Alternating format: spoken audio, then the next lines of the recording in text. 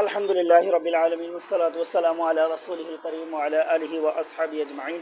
আল্লাহুম্মা ইফতাহ আলাইনা হিকমাতাকা ওয়া আনশুর আলাইনা রাহমাতাকা ইয়া যাল জালালি ওয়াল ইকরাম। ওয়াসসালাতু ওয়াসসালামু আলাইকা ইয়া নাবিয়াল্লাহ ওয়া আলা আলিকা ওয়া আসহাবিকা ইয়া নূরাল্লাহ। দেখেন এখানে এরপরে মুসান্নিফ উল্লেখ করছে কি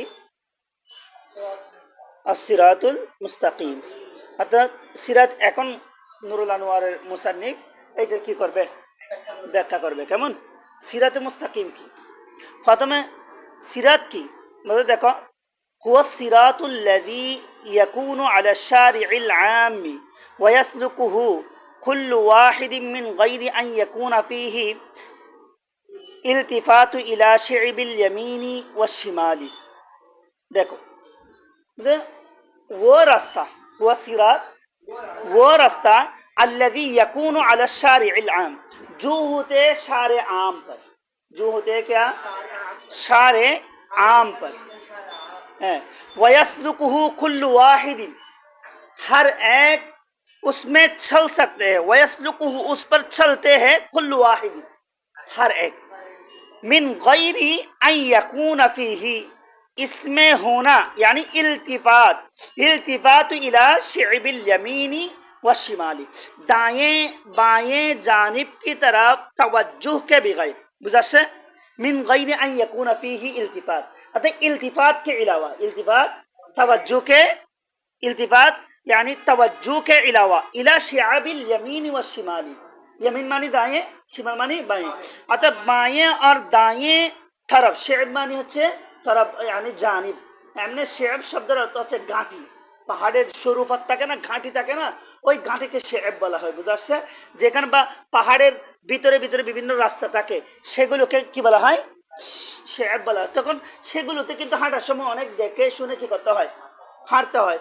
কিন্তু এখানে কোনো এরকম সারে আম যেটা হয় সেটাতে এভাবে চলতে হয় না, একটা বড় রাস্তায় সেটাতে স্বাভাবিকভাবে কি করা যায়, হাঁটা যায়। এটা বলতেছে मतलब इल्तिफात तो गैरु अन यकूना फीही इल्तिफात इला शि'बिल यमीन व शिमाली, दाएं और बाएं जानिब की तरफ तवज्जो के बगैर उस पर हर एक क्या कर सकता है, चल सकता है। बुझाচ্ছে हैं শিমাল মানে বাঁয়ে জানে, বাঁয়ে, ঠিক আছে, অথবা বাম দিকে আর কি। তাহলে এটাকে বলা হয় সিরাত, এটাকে বলা হয় কি রাস্তা, আর কি কি রাস্তা, ঠিক আছে। তো এরপর দেখো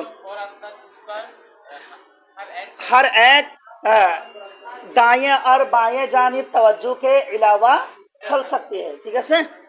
एरपर देखो वहुवल्लज़ी यकूनु, तो वो रास्ता यकूनु मुअतदिलन बैनल इफराती व तफरीती, तो वो जो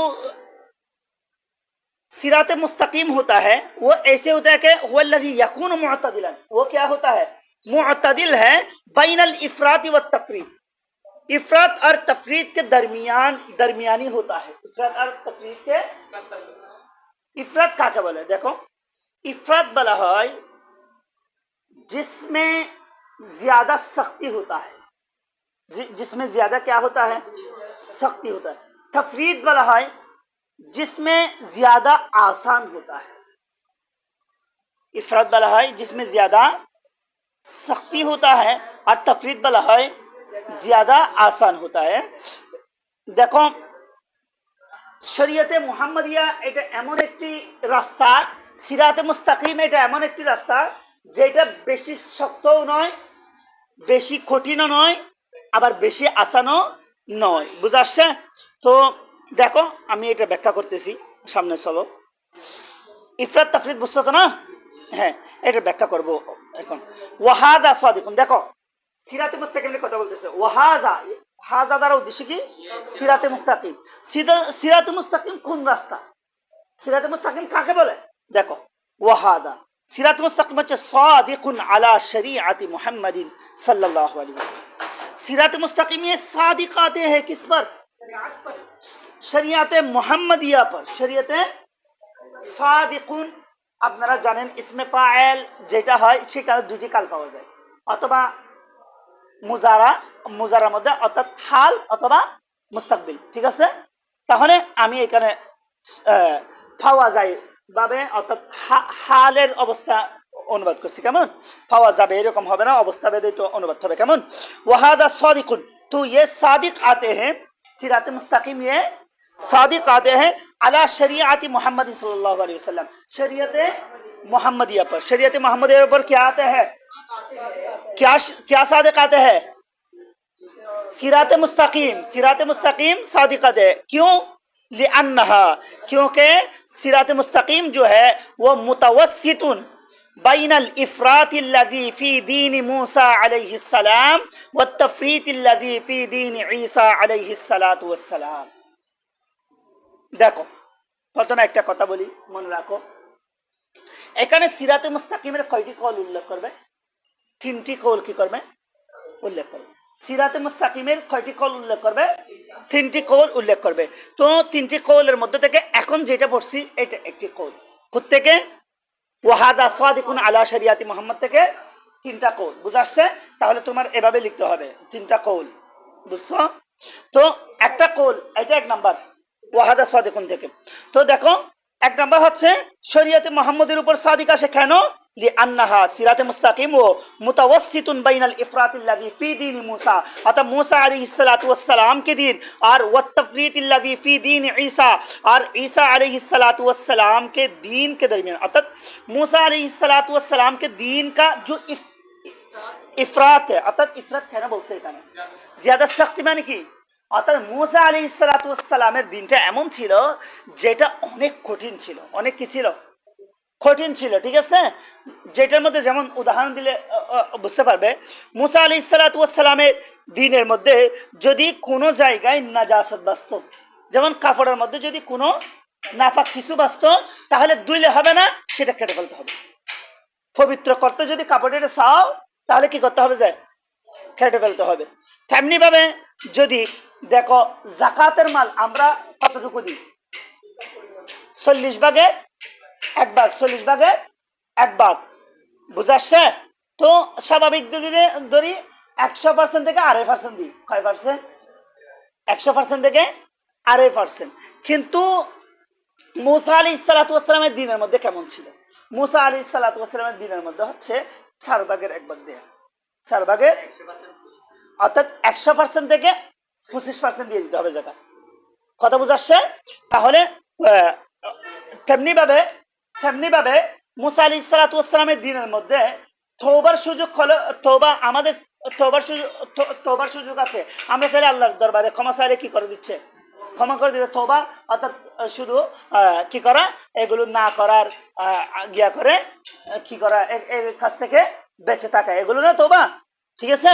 কিন্তু অর্থাৎ তওবার ডিটেলস বয়ান আছে কিরকম, নামাজের তওবা কিরকম হবে, নামাজের তওবা নামাজ আদায় করে দেয়া, সুদ কারো থেকে সুদ খাইলে সেটা তওবা কেমন হবে, সুদের টাকা আদায় করে দেয়া, যা নিছিল তা ফেরত দেওয়ার পর তওবা করলে তওবা হবে। তো অনেক ডিটেলস বয়ান আছে, ঠিক আছে। আবুল্লাহ সামারকান্দি রহমতুল্লাহ তার কিতাবের মধ্যে আম্বিহুল গাফিলের মধ্যে অনেক সুন্দর করে আলোচনা করেছে এই ব্যাপারে।